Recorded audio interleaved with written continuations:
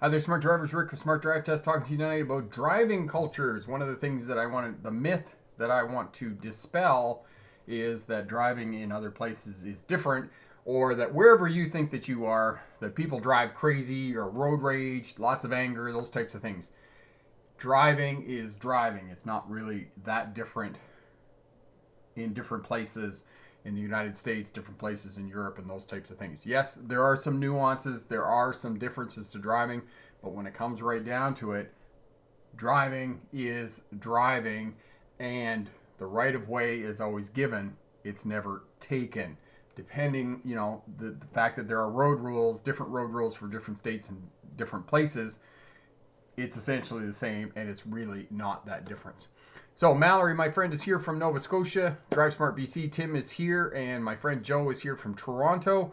Drive Smart BC. If you're in the province of British Columbia, check out Tim's channel. Check out Tim's website. Excellent information if you want to know anything about traffic safety, policing, decisions in courts here in the province, and an excellent forum over there if you want to ask questions of other experts and authorities in the field of traffic safety. So check that out. Excellent. Here we go. Okay, transitioning over. So if you have any questions, Tim says people are people, and some days we're all idiots, which is true. We all are emotional. We all have things that affect us when we do certain things, such as driving, for example. So all of that happens. All right, Connor is here. Hey, Rick, my friend Ariel showed me your videos, and I'm from Vernon. Haha, so your videos helped so much for my road test. I passed first time. That is awesome. And Ariel is a great person. We did some videos. She probably showed those to you as well. Tim, you are most welcome. David is here. My friend Sat Ann is here. And hopefully I'm going to get over to Europe and we're going to do some videos together. That would be terrific. Awesome. So, any questions about passing a driver's test, becoming a safer, smarter driver, or starting a career as a truck or bus driver? We can help you with all of those questions. And we're going into the busy time of the year with road tests. Students, high school students are going to be off on summer vacation. So June, July, August, first couple of weeks of September, it's going to get busy, and we'll do the best we can to help you out and to ensure that you pass first time. And of course, happy Father's Day to everyone. Today is Father's Day, and we would like to honor and thank all of the fathers for teaching their kids to drive, their relations, whether it's a nephew or a niece or those types of things. Lots of grandfathers teaching their grandkids how to drive and helping them to drive, and of course their friends of their kids as well, helping them to drive. So we want to honor dads for doing all of that work, and without you, we couldn't help to empower new drivers and make them safer, smarter drivers without your help. And I get a lot of parents on the YouTube channel here looking for information, helping their children to parallel park and to acquire the skills that they need for passing a driver's test and being successful first time. So thank you to all the dads. Connor, why are some key things to safety on a highway I may not think of? Space management, Connor, is probably your most important thing in terms of staying safe on the highway, looking far down the road and managing space. Make sure you have that kind of 3 to 4 second following distance.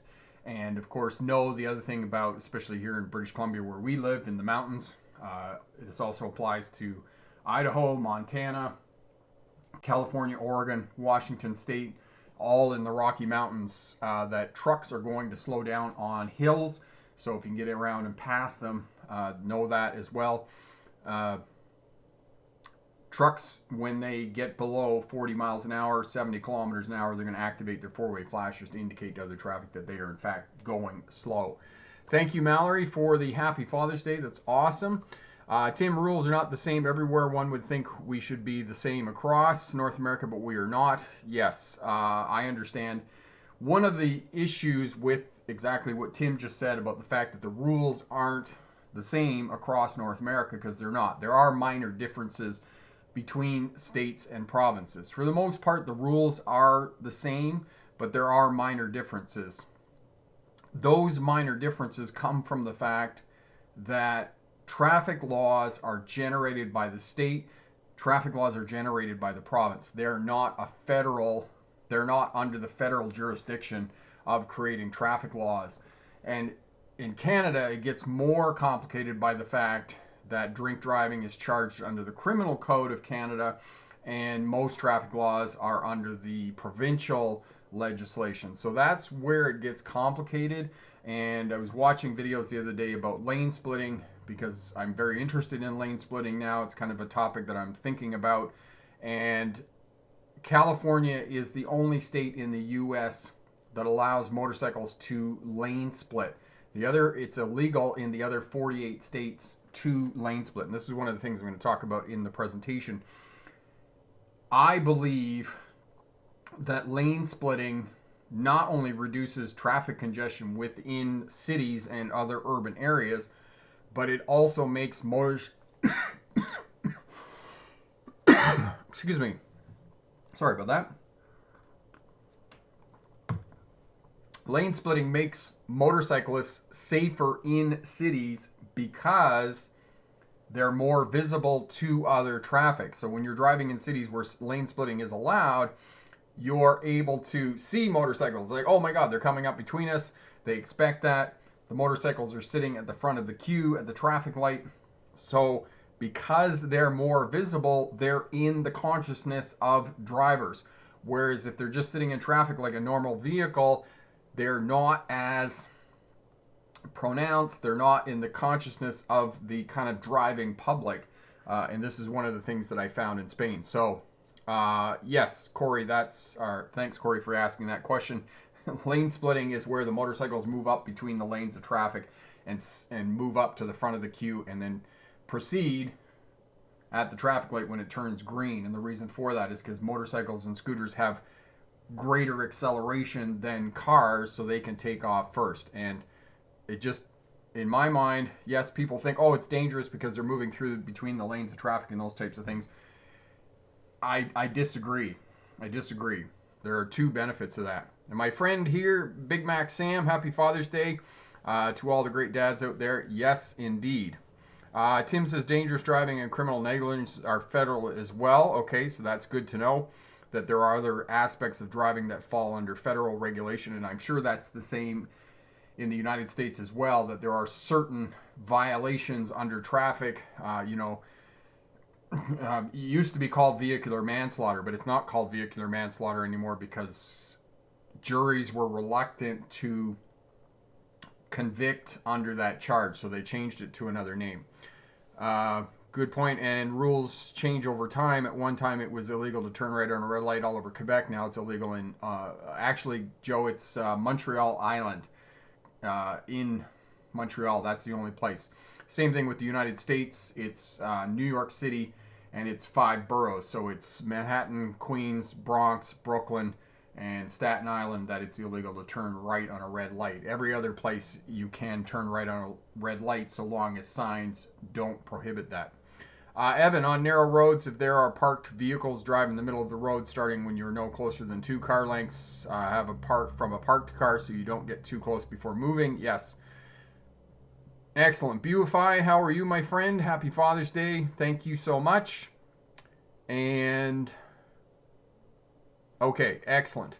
So there are some minor differences. So let's get over to the presentation here. And as I said, the presentation is about 10 or 12 minutes here, and then we'll come back. We'll answer any questions about passing a driver's test, becoming a safer, smarter driver, or starting a career as a truck or bus driver. And right now, the Pass Your Driver's Test first-time course package is on sale. You can pick that up for about $26 US over at the Smart Drive Test website. It's the Father's Day sale, and that will be on until tomorrow. So have a look at that as well. So let's look at driving cultures. Is driving really that much different? We talked about that there are some minor differences at different places, but as I will show here, I get a bunch of different comments that people think that Houston, Texas is much more difficult to drive in than, say, for example, Tulsa, Oklahoma, or Chicago, Illinois, when in reality, I've driven in all of these places and I haven't really found them that much different. Even driving on the other side of the road isn't that much different. I would argue that driving on the left side of the road isn't that much more dangerous so long as there's traffic on the roadway. It is more dangerous for vulnerable road users, for pedestrians, people on motorcycles, people on bicycles, because you have to remember to be on the left side of the road, and oftentimes there aren't any other indicators on the roadway. But driving on the left is more or less the same as well. So for those of you new to Smart Drive Test, my name is Rick August. I was a truck driver in the 1990s, hauling freight between Canada and the United States. Became a licensed commercial driving instructor in 1997, teaching mostly truck driving and air brakes. I went back to university, graduated with my doctorate in legal history in 2006 from the University of Melbourne. For those of you who may or may not know, legal history is a study of policing, courts, and prisons. My expertise is in policing as it relates to traffic. And in 2015, I started the online business based around the YouTube channel, and it's been wildly more successful than I could have imagined. I mean, we're almost at 1 million views a month, which is just incredible. We're approaching 800,000, but my goal is to get it up to 1 million views a month this year. And if you want to know more about me, know more about the business, check out the autobiography over at the Smart Drive Test channel.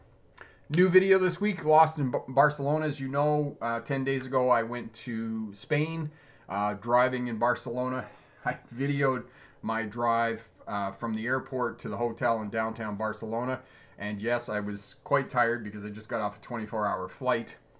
And we did get lost in Barcelona, so we look at that. And eventually what I did was what we did a couple of times when we were in Spain, which was the idea or the thinking of being in Spain is you can't get there from here. We could see where we wanted to go, but we couldn't get there from where we were. And eventually what we did 2 or 3 times was we just parked the car and ended up walking to where we wanted to go, and then went back and got the car and brought it to where it was supposed to be parked, and those types of things. So if you do get lost, you do get frustrated, but you know that you're somewhere near where you want to go, simply park the car and walk to where you need to go and find your final destination. Comments. As I said, I get a lot of comments. A couple of comments. It's more difficult, more challenging, more dangerous to drive in Houston, Texas. Some say that it's difficult and dangerous to drive in New Jersey. Others say that, especially Europeans will say that the driving test in the United States of America is a bit of a joke because driving in Europe is more difficult. And I would argue that yes, if you're learning how to drive, learning to drive in Europe is indeed more difficult. The roads are narrower, there's more traffic, and most new drivers in Europe are learning to drive on a manual transmission. So not only are you driving on narrower roads that are more congested, but you're also learning to drive a manual transmission. Here in North America, almost all new drivers are driving an automatic vehicle. They're not driving a manual transmission. They're not learning how to drive a manual transmission, which simply compounds the difficulty of driving. And then, of course, Germany is more difficult. They have a very rigorous driver education program in Germany, and drivers have to take classes, weeks of classes, and they have to take weeks of in-vehicle training. And I would argue that one of the reasons that it's more difficult for it's more rigorous in terms of driver education in Europe is they are deterring people from driving. I would say that the bottom line, and I would argue that it is very much deterring people to drive in Europe because there are just so many vehicles in Europe, and that if people can, they just have really good public transit systems, and if people will opt out to take public transit, then it's going to be better. But you should know how to drive, no doubt about it. All right, I put up this poll last week on the 10th of June about have you driven in other countries, and asked this question. 75% of people said, no, I haven't driven in other countries, which leads me to think that most people have a very limited experience of driving in other places. Not only in other places in their country, but other places in the world. And as you can see, most 75% have not been in other countries. Less than 10% have been in other countries with family and friends. And only 18% have actually gone to, visited, and driven in other countries in the world. All right, so roundabouts, this is one of the things that is in fact different. I mean, we are beginning to see roundabouts appear on the driving landscape in North America, and I get a number of comments from people, drivers, that they do not like roundabouts, which, as I've talked to you about before, I love roundabouts. I think they are awesome in terms of moving traffic, in terms of reducing urban noise pollution, and there are fewer crashes in roundabouts because there are less points of conflict. Now, these big roundabouts in Europe, if you do go to Europe, you will be driving in these big multi-lane roundabouts, and yes, there is pushing, but it's no different than driving in New York City. You're going to push your way through traffic in New York City, in Los Angeles, in Chicago, in Houston, Texas. All of these places are going to be very congested, and you're going to have to move through the streets and push your way through. And what I mean by pushing your way through is you're going to have to hold your course and go slow, make sure that you're signaling, indicating to other traffic what you're doing, and moving to where you want to go. So that is a reality. Freeways and motorways, if you watch that video, Lost in Barcelona, 2 or 3 minutes of it is me driving on the motorway into Barcelona from the airport. Almost all airports in the world, the airport in Melbourne, the airport in here where we live in Kelowna, the one in Victoria, Toronto, Ontario, Canada, all of these airports are outside of the cities, and you have to get on a freeway or a motorway or an interstate to get to the airport. It's the same with the LAX. You're going to get on an interstate to get into Los Angeles. So they're the same. Now, one of the most popular videos that I put up on TikTok some weeks ago was about, why people drive in clusters on interstates and freeways. This seems to be a North American thing, that people will sit in the left lane, and we call them left lane squatters. I think that was the best term that somebody came up with for the video on TikTok, was left lane squatters. They just sit there. And for my friend Tim, who lives on Vancouver Island, the Pat Bay Highway, which runs between the ferries and into Victoria, there are people who get in the left lane and they just drive the speed limit just to upset other people and other drivers on the freeway. So, the difference between North America and Europe is that in Europe, you do not sit and drive in that left lane. You will get run over. There is a culture in Europe that you do not drive in that left-hand lane unless you are going very, very much above the posted speed limit. You use it for passing, and then you get back over to the right. So that is one difference between cultures in North America and cultures in Europe. Okay, but all of the other characteristics of freeways and motorways and interstates are the same. Continuity lines, lines dividing lanes of traffic, and those types of things, they're the same. They're just, motorways are the same all over the world. I talked about in the introduction with lane splitting. With motorcycles in California, it's legal to lane split, and all the other 48 states, it's illegal to lane split. But it's lane splitting all over Europe and in Britain and in London. And as I said, it makes motorcycles and scooters more visible. And because they're more visible and they're in the consciousness of the driving public, it makes motorcycle riders safer because drivers are looking for motorcycles. They know that they're going to lane split. They're going to come up between the lanes of cars. They're going to sit in front of the vehicles. So I would argue that we need to get those 48 states to allow lane splitting to reduce traffic fatalities and crashes with motorcycles, because as we say about motorcycles, there are no fender benders on a motorcycle. There are no crumple zones on a motorcycle. Double parking, New York City. If you go to New York City, double parking is a thing. If you go to some of the other cities in the United States of America, Los Angeles, Chicago, double parking. One of the things about Madrid, Barcelona, this is not something that I saw. This was not something part of their driving culture, was double parking. They would park in no parking zones to unload and load, but they would not, for the most part, I didn't see any double parking when I was in Europe. Okay, police and emergency crews.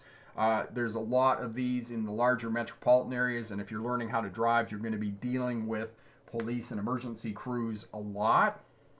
Now, in North America, we're supposed to move over to the right.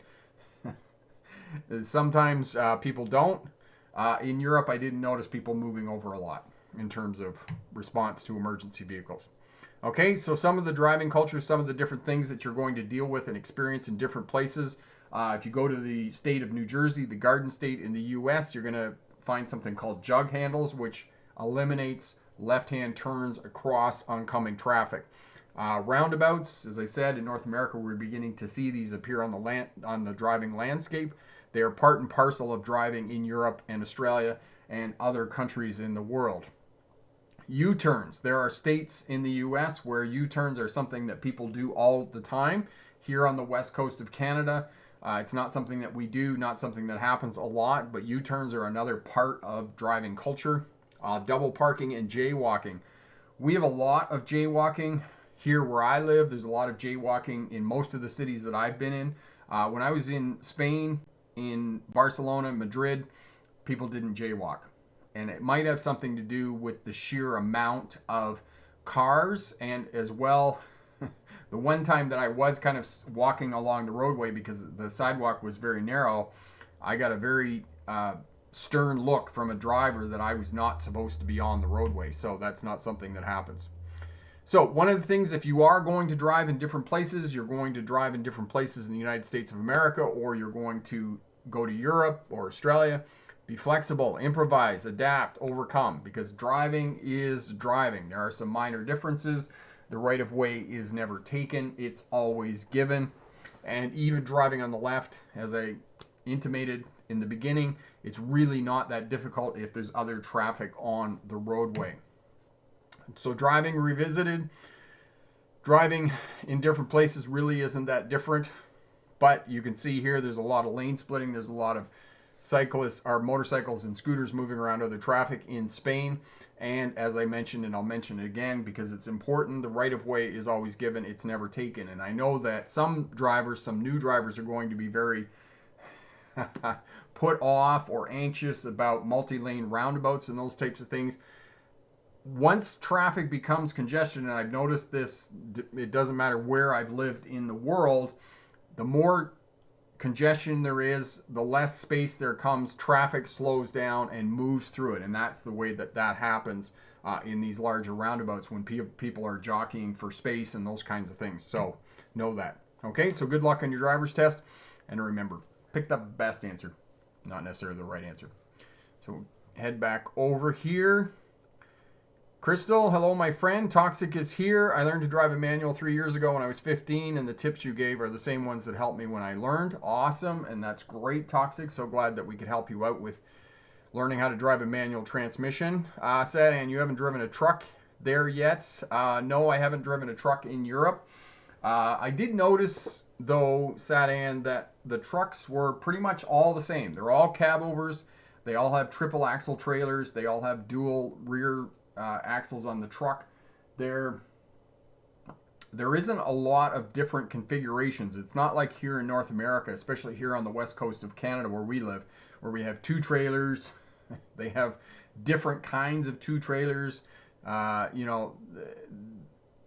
the trucks in Europe seem to be pretty much the same configuration. And the reason, and I know the reason for that, is because you're moving into these old imperial cities. There isn't a great deal of space, and you have to get these vehicles around in these very tight spaces, and you have to be able to get them in and get them back out again. So there isn't a lot of room for a lot of variation in terms of the size of the commercial vehicles that are moving up and down the roadways and whatnot. Principal, Rick, at an intersection, how many times should you look in your rearview mirror and wing mirror to turn? Should it be one time or multiple times? If you look too much, you'll miss the turn. Yeah, you want to be aware of when you're turning. As you're approaching, you want to do a couple of shoulder checks, one approximately half a block and then one immediately before. It's going to be more observation depending on how long you are at the intersection, how much is going on at the intersection. Is it a complex intersection? Is it an intersection in a residential area that's not that busy? It's going to depend on how much activity is happening at the intersection, about how much observation you're going to need to do to safely maneuver that. Sadan says in some European countries, two trailers are legal. So yes, And now, Sadan, when you say 2 trailers are legal, is it 2 trailers just on the freeways, or and then they have a staging area where they unhook and then they pull one in and then they go back and get the other one? Is that what they're doing there? Tyler, in India, they will pass on a blind quarter and risk a head-on collision driving in India. You need some blood pressure. Yeah, and Tyler, it's no different in China. When I was in China, it was some years ago now that I was in China, but same thing. They'll pass going up a hill and they'll pass on the right side on the shoulder of the road, doing things that are what we would consider extremely dangerous, and they are dangerous because in these places, not only are vulnerable road users, the number of deaths among vulnerable road users extremely high, but the crash rates are very high as well compared to the United States, Scandinavian countries, Europe, Canada, and other places in the world, because they don't have a well-established traffic management system, and this is the reason that these kinds of things happen. Okay, excellent. So Sadan says all roads where trucks are allowed in cities and freeways. Joe, I learned to drive while I was living in Montreal. When I moved back here to Toronto, everyone seemed to drive like little old ladies. A little bit more law-abiding, though, compared with Montreal, my impression. Yeah, and, you know, every place is going to have its culture. Every place is going to seem a little bit different, a little more crazy. You know, and Montreal is going to be a little bit different because there are a lot of people in Montreal. You know, there's just a lot more traffic. I would argue there's a lot more people in Montreal than there are in Toronto, and there's more freeways and whatnot. So it's all happening. It's all going on there, right? Banaga, thank you so much for the super chat.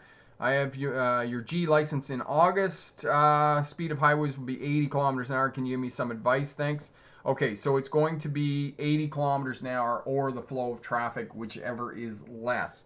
Okay, as well, practice in and around the test center where you're going to be taking your test at the time you're going to be taking your test. So if your test is on Thursday at 10 a.m. in the morning, make sure that you're practicing around the MTO at 10 o'clock in the morning to be able to take your test. As well, if you are not taking driving lessons already, book one driving lesson with a driving instructor so that they can go out, and they will take you on the test route where you're going to be taking your test. As well, they'll give you feedback on your skills and abilities, and those abilities and skills that need to be strengthened for you to be successful on your driver's test. I can't emphasize enough the excellent return on investment of having one driving lesson with a driving instructor. All right, excellent. Charles, I'm doing driving lessons for a driving school in New York City. My follow-up question here is, does the driver adjust mirrors and blind spots before the road test? Yes, you should, Charles, because you're going to show up for your driver's test. All of that should be done prior to showing up for your driver's test. Okay, so here's my counsel for showing up on the day of your driver's test. So do a pre-trip inspection on your vehicle the night before to make sure everything's working. Clean your vehicle. Okay, we don't want any fast food wrappers in the footwells and those types of things. Especially in these days of post-COVID, you want your vehicle to be clean. Take it down to the car wash and get it vacuumed out. Do the pre-trip inspection. Make sure all the lights work. Make sure all the signals work. Make sure there's no chipped or broken glass. There's no body damage. There's nothing hanging down underneath it. Make sure the brake lights work. Make sure that your registration is valid. Make sure you have the tags on the car. Registration, insurance in the glove box. Make sure that the passenger door opens and closes from both the inside and the outside. Make sure that the seatbelt on the passenger side works. Make sure that, as I said, it's clean. What else do they do? If it's raining, make sure that the windshield wipers work. Make sure you can turn on the defrost, okay? If you're not taking your vehicle, ask the driving instructor if he or she did a pre-trip inspection on their vehicle, because you don't want to be down at your test because you have a brake light out. Brake lights are easily fixed, so make sure that all that stuff is working. The examiner is going to do a pre-trip inspection, a mini pre-trip inspection. The horn, that was the other piece that you need to make sure is working on your vehicle. Show up 20 to 30 minutes before your driver's test, especially in some of these busy areas. Sam has shown some of the test centers where he is there in the Bronx. Huge lineups. So make sure that you take all of that into account when you show up for your driver's test. If you're going into a parking lot, unless signs prohibit it, back into the parking space. Some of these places aren't going to have parking lots, but if they do, back into the parking space. Go in, check in, go to the toilet. If they have washroom facilities, some of these larger metropolitan cities are not going to have washroom facilities, so make sure you go before you head down for your test. Breathe in through the mouth, all the way to your navel, your belly button. Hold for 3 seconds, out through the mouth. That'll cause your body to relax and get you going for the driver's test. Now, if you backed into the parking space or you're leaving the parking space, make sure that you signal, okay? Because if you can get the first 5 minutes of that driving test down, you're going to do well in your driver's test, okay? And again, for those of you not taking driving lessons with an instructor, go and book at least one lesson with a driving instructor, and that's going to help you out when you go down for your driving test, because the driving instructor will give you feedback on your skills and abilities in terms of your driving and tell you that it needs to, you need to fix your lane positioning when you're driving, for example, because you're too far to the right. Because if you bang off one of the lines, the center line or the fog line or the bicycle line, every time you hit that line, that's going to be 5 points, okay? And for most places, you're allowed 30 demerit points before you fail your driver's test. And most people are not going to fail their driver's test because of an automatic fail. For example, entering an intersection they can't clear or running through a red light. Those are not the reasons that most people fail a driver's test. Most students fail a driver's test because they demerit out. They simply get too many errors, they get too many points, and they fail their driver's test. So know that. All right, Corey's put up the videos. Practice during the time and around the test center to pass your driver's test. Thank you, Corey. And Deborah, where can I find a driving instructor, is it expensive? Most driving instructors now, for an hour to 90 minutes, is going to be $100, $120. But think of it this way. It's $100 or it's $120 to have an hour with a driving instructor. If you fail, you got to rebuild your confidence. You got to go down, you got to rebook your test, you got to retake the test. There's cost for taking the test at the DMV. You got to get the car again, you got to set up a time, you got to take time out of your day and those types of things. So really, in the end, how much is $100, right? $100 really isn't that much in the big scheme of the world.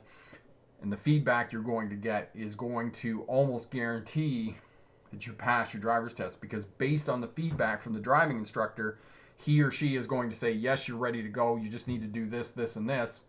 You need to work on your parallel parking a little bit. You need to center the vehicle in the lane. You need to shoulder check more when, 2 times for every turn. They give you that feedback. You're almost guaranteed to pass your driver's test. Or they're going to say, listen, you're not ready to take your driver's test, and I would recommend that you postpone it for a week or 10 days and work on this and this and this. And they'll give you a written list of things that you need to work on to be successful on your driver's test first time. Mallory in Charlottetown, they are putting in a new roundabout with bicycle lanes. Interesting that it has bicycle lanes. I don't think I've seen a roundabout yet with bicycle lanes. Joe, did you notice that people wear seatbelts consistently in Spain? I don't know, Joe. That was not something I was looking for. I do know that they don't really signal consistently, but that tends to be a European thing. Tracy said to me that in Germany they don't signal, and in the UK they don't signal as well. So that's just something that kind of goes by the by. Tyler, going to get a new Corolla soon. 6-speed manual transmission. Dad is going to teach me to won't get stolen. Manual transmission anti-theft device. Yes, that will sometimes work for you. And Mallory says the airport in Halifax is north of the city. And Mallory, if I remember correctly, the airport in Halifax is actually quite a ways away. It's actually like 20 or 25 miles away from Halifax, so it's a fair distance. Jasmine, I live in Philadelphia, and folks drive really aggressive and crazy, and yes, they do in most of the bigger cities. But again, it just comes back to strategies and skills of you driving safely in these big cities, managing space around your vehicle, signaling consistently. Somebody, I think it was Evan, that sent me the video on somebody who actually made a video on signaling, which caused me to kind of shake my head, because it comes back to the fundamentals of driving. And some of those fundamentals are shoulder checking twice for every time you change direction of the vehicle, signaling every time you change direction of the vehicle, regardless of where you are on the roadway or whether you're in a parking lot or whatnot. Signal every time you change direction, because you want to instill that habit. You want to create that habit so that every time you change direction, you turn the steering wheel, you're turning the signal on. You're communicating to other road users what you're doing. And of course, I put that video up. And we talked about this in previous live streams about the fact that some people said, oh, I don't have to signal in a parking lot. Parking lots, especially grocery store parking lots and Walmart and those types of places, are the very place that you do, in fact, have to signal. Because there's all kinds of vulnerable road users, people walking through the parking lot, parents with their children, and you want to indicate to other people what you are doing. Because we make mistakes. We're human beings. Tim said this at the beginning of the live stream. We are all human beings. We make mistakes. So you want to develop the habit that the habit always happens. We always shoulder check. We always put our signal on, so that even when we make mistakes, when other road users make mistakes, we have habits and skills in place that are going to keep us safe. And not only that, these habits and skills are going to keep you safe when you move to other places, when you're driving a car in a place that is different than what you're used to. I signaled all the time when I was in Spain, contrary to what everybody else did. And even in the congestion and the heavy traffic, other people were letting me in because I was signaling. So, fundamentals of driving. Get those in place to keep yourself safe and reduce the chances of being involved in a crash. Beniga, in Toronto, most of the drivers don't follow the right speed. No, it's not just Toronto. Very few people follow the posted speed limit. But then you'll get other places where you'll drive the posted speed limit and you'll feel like you're speeding. In Australia, for example, they have a culture of speed cameras. They have speed cameras everywhere in the country. They're legal. And everybody does less than 100 kilometers an hour because they don't want to get a speed camera ticket.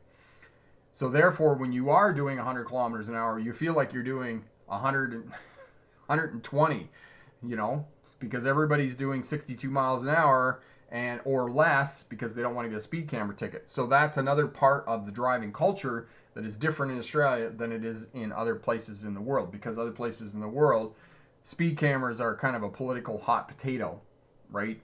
It's not something that people want to put in place because drivers absolutely hate them. It was the same thing. I got a speed camera ticket last summer in the province of Saskatchewan when I was driving across Canada with my kids. They sent me the ticket. It has nothing to do with safety. It's a cash cow, because they send me the ticket and they're like, if you pay this $160, there'll be no demerits on your license. Yeah, it won't be counted on your insurance or any other aspect of my driving record. So what's the point? The point is money. That's all it is. And I know that it's expensive to build roads and infrastructure and all those types of things. And so, in the end, I just paid the ticket. Excuse me.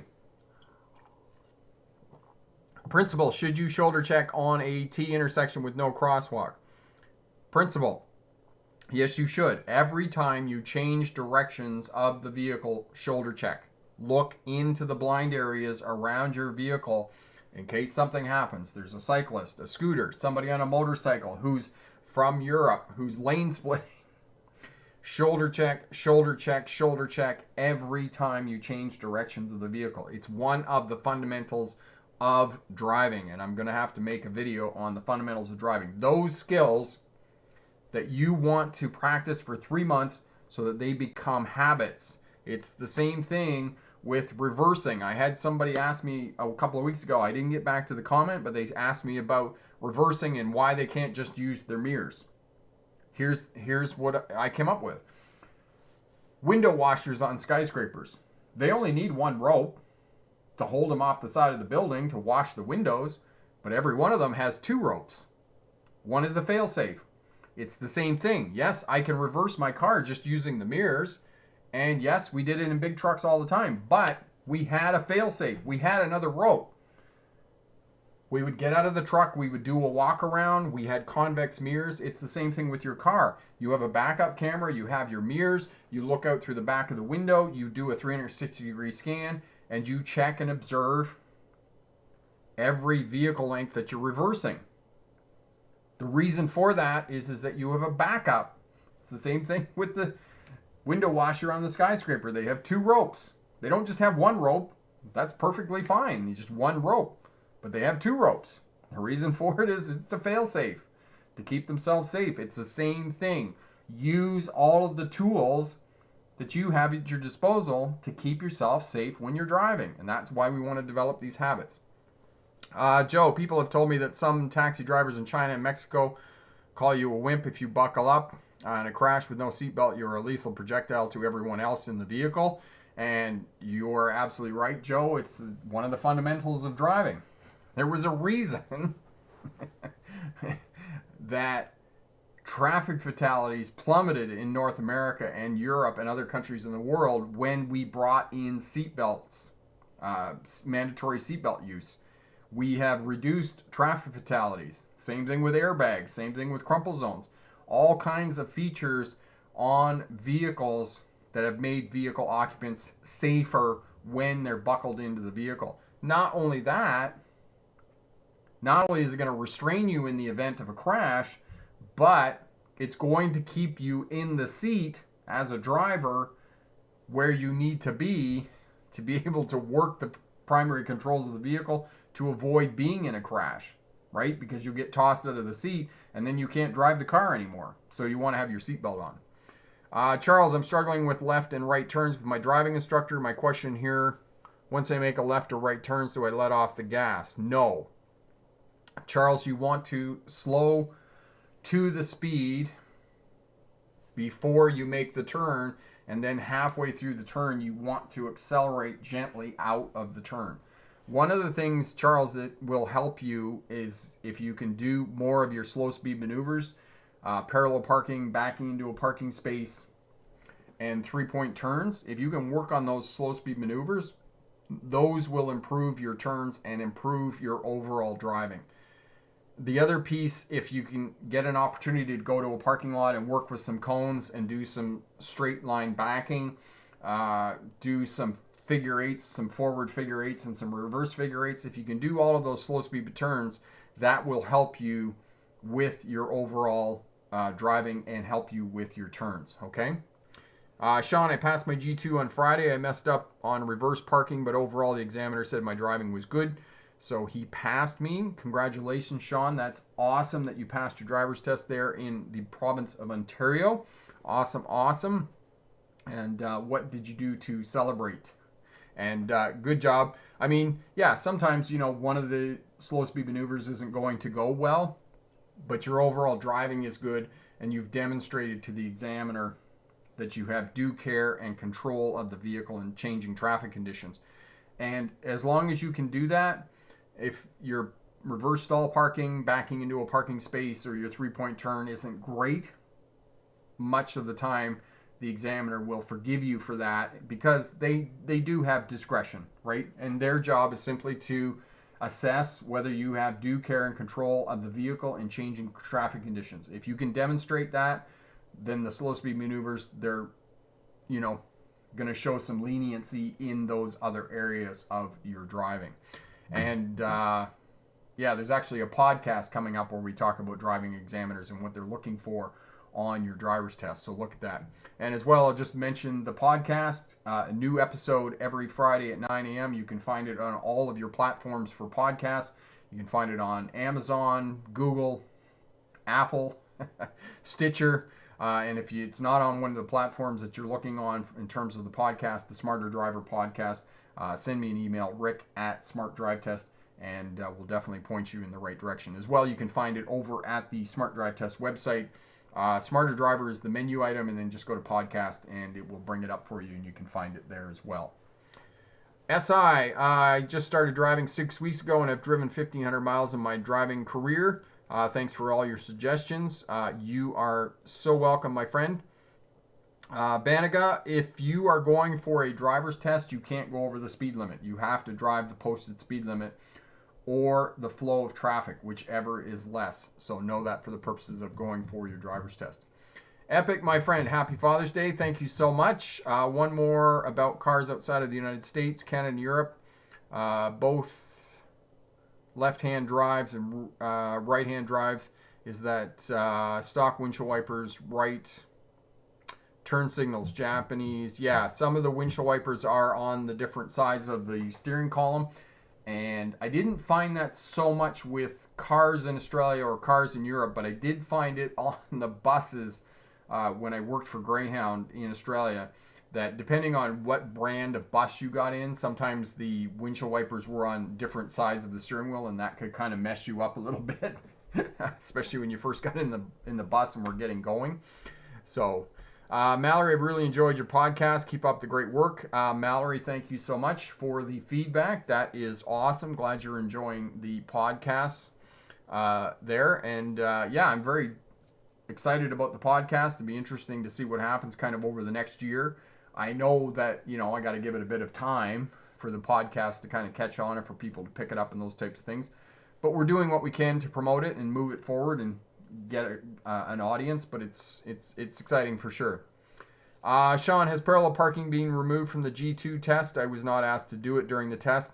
No, Sean, it's one of those discretionary things. If the driving examiner doesn't get you to do parallel parking, then you didn't do it. And sometimes they'll get you to do it, and sometimes they won't get you to do it. Most of the time they will, but if you demonstrated that you can back into a parking space or you did the 3-point turn, then you're going to be just fine. And as I said, it's discretionary.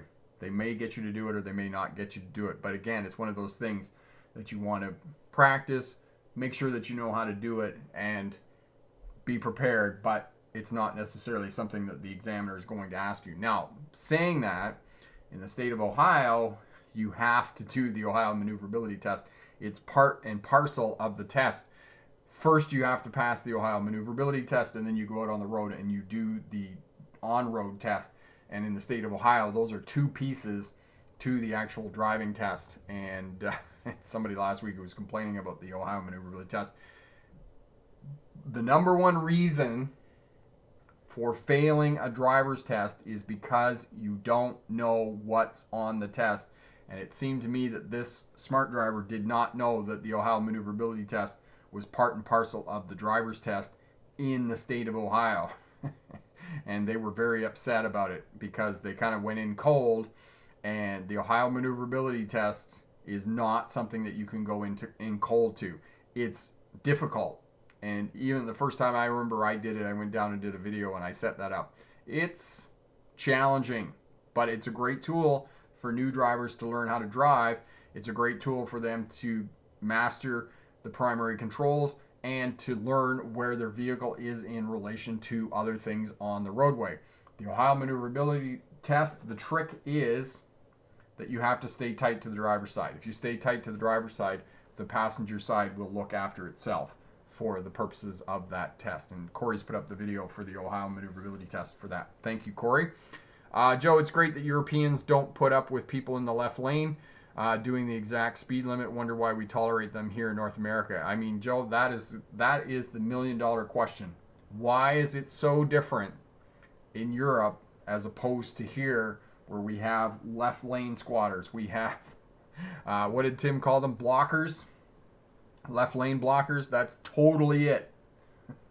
because it was completely different experience driving on the motorway in Spain than it is driving on interstates and expressways here in North America, where people just sit in that left lane, and oh my God, is it annoying.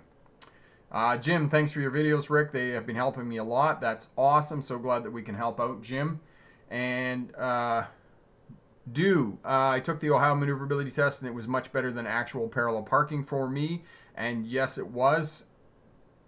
That's great. And, you know, if you've had a little bit of practice at the Ohio maneuverability test, it's going to improve your overall driving. This is the piece that I want to emphasize for all new drivers. I know that parallel parking is not sexy. I know that it's a pain in the butt. I know that three-point turns are a pain in the butt. That all of these backing into a parking space, it's all a pain in the butt to learn. However, these slow speed maneuvers are going to improve your overall driving. And if you focus on these slow speed maneuvers, you work on some of the exercises for beginner drivers, it's going to improve your overall driving. You are going to be a better driver faster. Not driving faster, but your skills are going to improve at an exponential rate. It's like if you learn how to play piano. If you focus on scales every day for 20 minutes or half an hour, you're going to learn to play the piano faster. It's the same thing if you learn to play football or another sport. If you work on the drills, you're going to be a better player faster. Know that, okay? Drone, thank you so much for the super chat. That's awesome. Your videos helped me pass my road test. Congratulations, my friend. That is great news. Thank you so much for stopping back and letting us know, and for the super chat. Awesome, awesome, my friend. What did you do to go and celebrate passing your driver's test? Beninga, thank you so much. I'm ready to have my license. Can I go 5 kilometers an hour over the speed limit? Excellent question. Speed control is tied into your forward scanning pattern.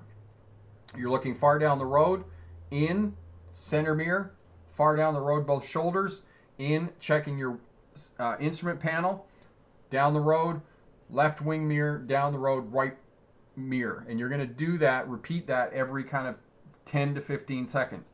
So every 10 to 15 seconds, you're checking your instrument panel. Every 10 to 15 seconds, you're adjusting your speed.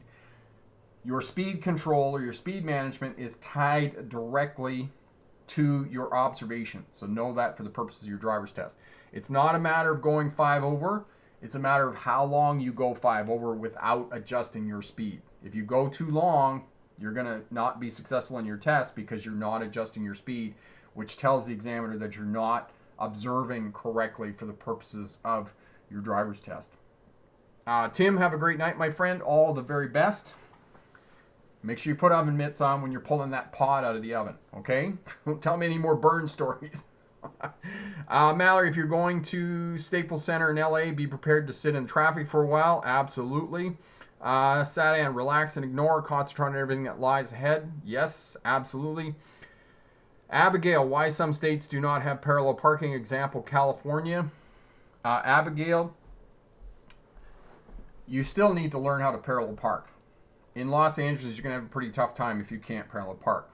However, they've put other slow speed maneuvers on the driver's test that are required in place of parallel parking.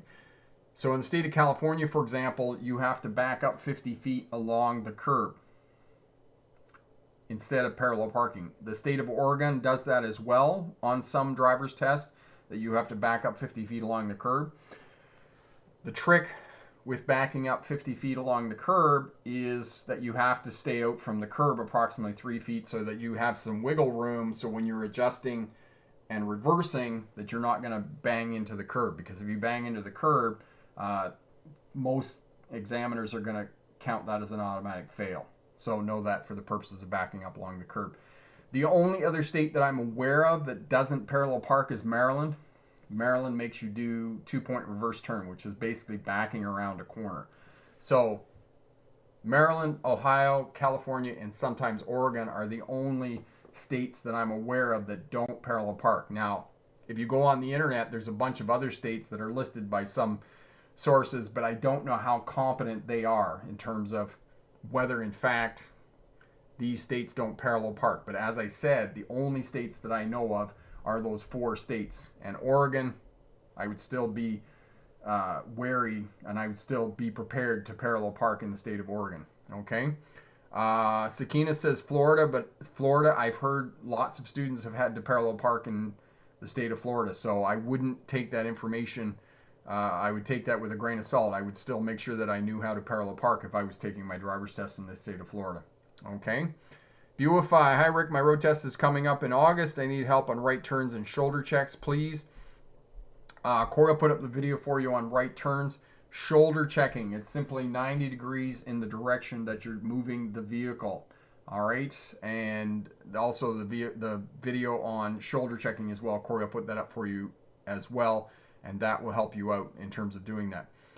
Now, if you're having challenges with shoulder checking, and I know that when some new drivers are shoulder checking, what's happening is the car is going in the direction that they're looking. The reason for that is because you're taking too long. You're looking and then the car starts to go in the direction that you're looking. So it's a quick shoulder check. It's like 90 degrees. It's like a millisecond that you're looking and then back. You're not looking for anything when you're shoulder checking. What you're doing is you're getting your peripheral vision, which is 180 degrees in a healthy adult, and you're moving your head so that you have this field of sight. Your peripheral vision is attracted to light and movement. So if there's something moving over here, a pedestrian, a cyclist, or a motorcycle rider, then what happens is you moved, you catched it, oh, there's something there, and then you look again and you figure out what it is, and then you respond to whatever you saw over there. So that's the reason for shoulder checking.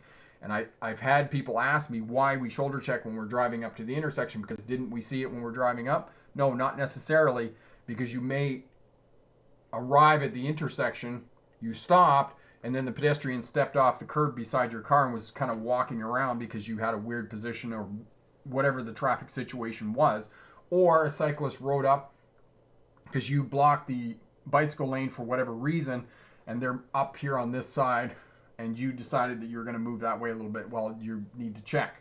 So shoulder checking, you're looking into your blind areas around your vehicle, so make sure you do that. Joe, thanks again for the great live stream, Rick. Some fascinating news info tonight. That's for sure. Have a fabulous week, and all the best to you, my friend Joe, there in Toronto. And we are heading to Toronto in August. Yes, looking forward to that. Mallory, I was in LA for my Wish trip in April. I went to a concert at the Staples Center where I had to sit in traffic for a while. Yes, I think that for most people that live in the city of Los Angeles, in that area, that you're going to sit in traffic there for sure. Beninga, how often do you live video? It was really helpful for all of us. Beninga, I live stream every Sunday at 6 p.m. For the most part. If I'm going to cancel the live stream, I'll put a notice up and let you know, okay? So check out the podcast. Check out all the information on the community tab here on YouTube. We post lots of information, and if you have any questions, let us know, and we'll definitely direct you to the right videos, to the right information to help you out to pass your driver's test first time. Excellent. Okay. Just checking more comments here. Abigail.